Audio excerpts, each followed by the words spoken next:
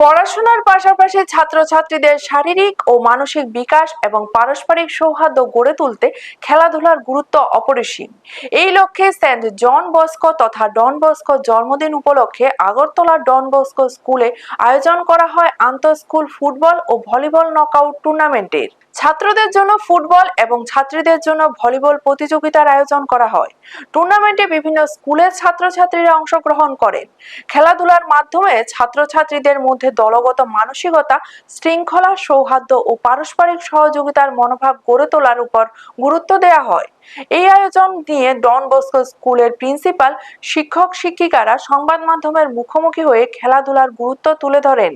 স্কুলের principal father Jewel বলেন, ছাত্রছাত্রীরা যত বেশি খেলাধুলায় অংশগ্রহণ করবে তাদের শারীরিক ও মানসিক বিকাশ তত সঠিকভাবে হবে। পাশাপাশি ভালো মন্দ বিচার করে সঠিক পথে এগিয়ে যাওয়ার মানসিকতাও তৈরি হবে।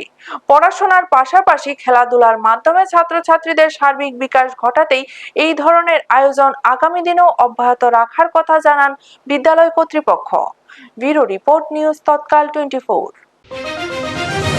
ये जो टूर्नामेंट का आयोजन किया गया है, इसके बारे में क्या कहेंगे, क्या रिएक्शन रहेगा आपका?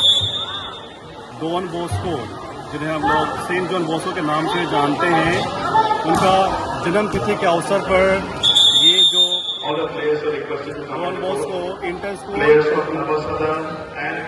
আপনারা দেখছেন নিউজ তৎকাল 24।